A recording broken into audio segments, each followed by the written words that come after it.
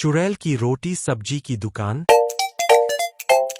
उत्तर भारत के एक शांत और छोटा सा गांव रामपुर। दिन के समय यह गांव किसी स्वर्ग से कम नहीं लगता था। चारों तरफ हरियाली, खेतों में काम करते किसान, बच्चों की हंसी और शाम होते ही मंदिर की घंटियों की मधुर आवाज। लेकिन इस खूबसूरत गांव का एक ऐसा सच था जिसे कोई खुलकर बताना नहीं चाहता था। गांव के बाहर एक पुराना रास्ता था, टूटा फूटा, पेड़ों से ढका हुआ और हमेशा अजीब सी खामोशी में डूबा हुआ। इस रास्ते को लोग मौत का रास्ता कहते थे, क्योंकि जो भी इंसान रात के समय इस रास्ते पर गया वो कभी वापस नहीं आया। बुजुर्गों की चेतावनी। गांव के बुजुर्ग अक्सर चौपाल में बैठकर इस रास्ते की कहानियां सुनाते थे। एक बूढ़ा आदमी जिसका नाम हरिराम था अक्सर कहता, बेटा उस रास्ते पर रात में मत जाना, वहाँ एक चुड़ैल रहती है। लोग पूछते, कैसी चुड़ैल? हरिराम की आंखें डर से फैल जातीं। वो एक दुकान लगाती है, रोटी और सब्जी की दुकान, और जो भी वहाँ खाता है वो उसकी आत्मा बन जाता है। गांव में कई लोग ऐसे थे जो उस रास्ते से गए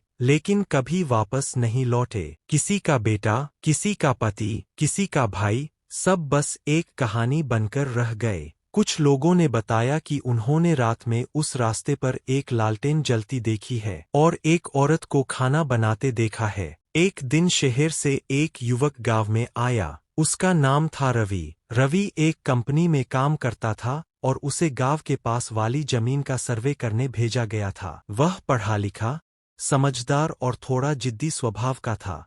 उसे भूत प्रेत जैसी चीजों पर बिल्कुल विश्वास नहीं था। गांव में पहली रात रवि गांव में एक किसान के घर ठहरा।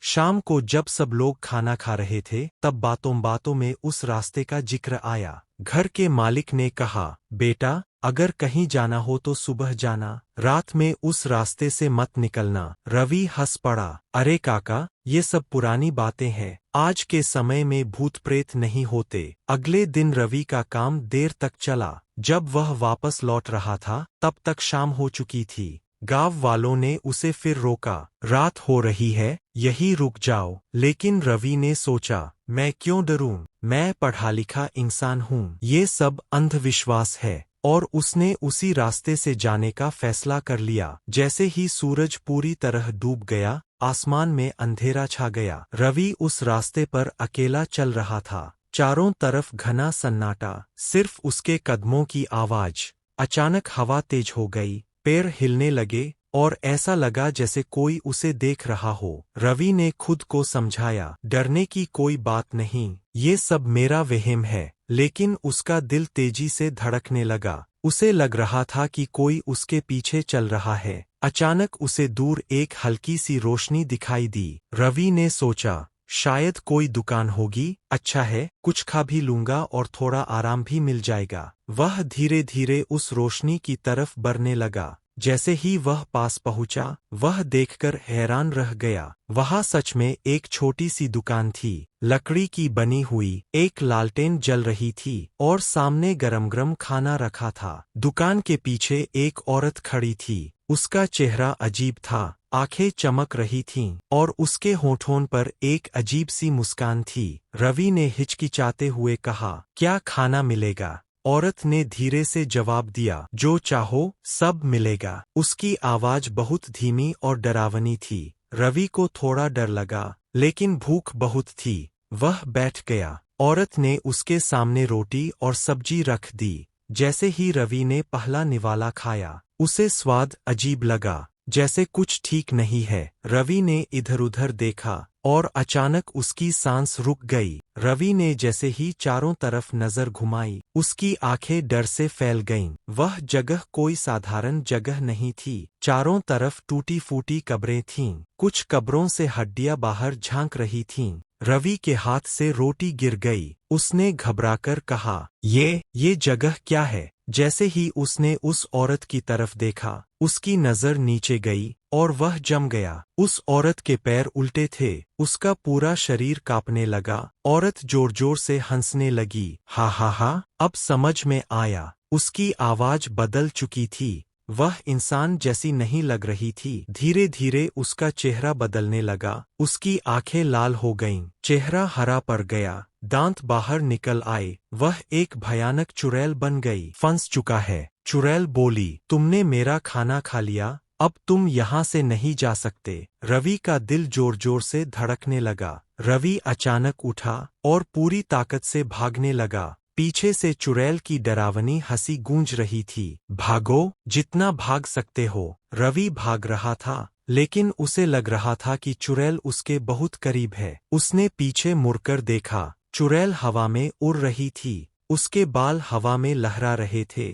पैर अपने आप हिलने लगे, जैसे कोई रास्ता रोक रहा हो। हवा बहुत तेज हो गई। रवि गिरते गिरते बचा। रवि को चारों तरफ से आवाजें सुनाई देने लगीं। रुको, मत भागो, यहीं रह जाओ, जैसे कई आत्माएं उसे बुला रही हों। अचानक उसके सामने एक गरहा आ गया। वह गिरते गिरते बचा, लेकिन उसकी रफ्तार धीमी हो गई। अब चुड़ैल बहुत पास आ चुकी थी। उसने अपना लंबा हाथ बढ़ाया, लगभग रवि को पकड़ ही लिया था। तभी दूर उसे एक मंदिर दिखाई दिया। एक छोटा सा पुराना मंदिर, जिसमें हल्की सी रोशनी जल रही थी। रवि ने पूरी ताकत लगा दी। वह मंदिर की तरफ दौड़ा। चुड़ैल उसके पीछे और तेज हो गई। जैसे ही रवि मंदिर के अंदर गया, वह जमीन पर गिर पड़ा और उसी पल चुड़ैल मंदिर के दरवाजे पर रुक गई। चुड़ैल गुस्से में चिल्लाई, नहीं, तुम बच नहीं सकते। लेकिन वह अंदर नहीं आ पाई। मंदिर के अंदर शांति थी। एक दीपक जल रहा था और घंटी अपने आप बजने लगी। रवि को लगा जैसे कोई उसे बचा रहा है। चुड़ैल बोली,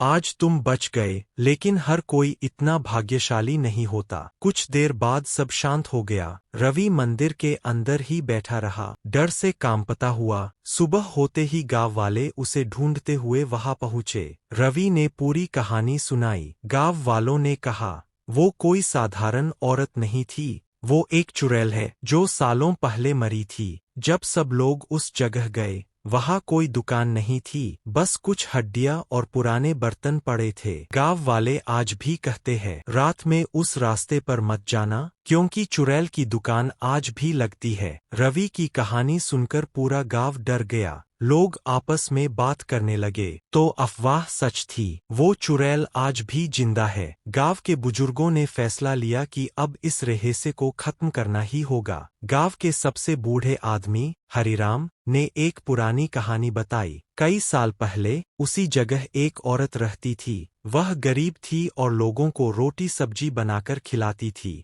एक दिन कुछ लालची लोगों ने उस औरत को झूठा आरोप लगाकर मार दिया। वह निर्दोष थी। मरते समय उसने बदला लेने की कसम खाई, जो भी यहाँ आएगा, मैं उसे नहीं छोड़ूंगी। उसकी आत्मा को शांति नहीं मिली और वह एक भयानक चुड़ैल बन गई। अब वह हर रात दुकान लगाती थी और लोगों को अपने जाल में फंसाती थी। गांव वालों ने कहा, अब इसे खत्म करना होगा। उन्होंने एक तांत्रिक को बुलाने का फैसला किया। अगले दिन एक तांत्रिक गांव में आया। उसकी आंखें गहरी थीं और उसके चेहरे पर आत्मविश्वास था। उसने कहा, मैं उस आत्मा को मुक्त कर सकता हूँ, लेकिन खतरा बहुत बड़ा है। रात होने का इंतजार किया गया। रवि भी हिम्मत करके साथ जाने को तैयार हो गया। सब लोग उसी रास्ते पर पहुँचे। चारों तरफ सन्नाटा था। अचानक वही लालटेन जल उठी। वही दुकान, वही बर्तन और वही औरत। तांत्रिक आगे बढ़ा और बोला, तुम्हारा समय खत्म हो चुका है। चुड़ैल हंसने लगी, कोई मुझे नहीं रोक सकता।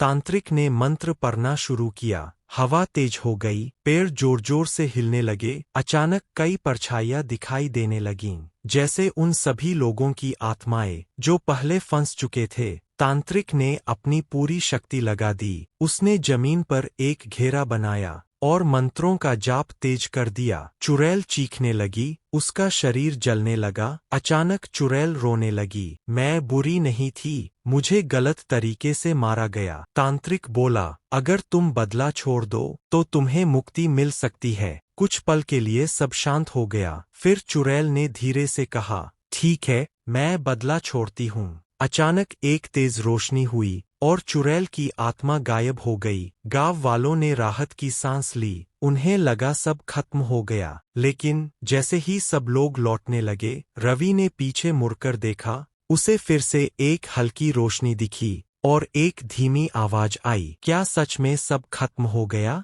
अगले दिन वहां फिर से एक छोटी सी लालटेन जली हुई मिली। आज भी लोग कहते हैं शायद वो आत्मा अभी भी वही है और उसकी दुकान आज भी लगती है। हर आत्मा बुरी नहीं होती, हालात उसे ऐसा बना देते हैं। कुछ रहस्य कभी पूरी तरह खत्म नहीं होते। अगर आपको ये कहानी सच में डरावनी लगी हो, लाइक करें, शेयर करें, कमेंट करें और सब्सक्राइब जरूर करें। Thank you for watching.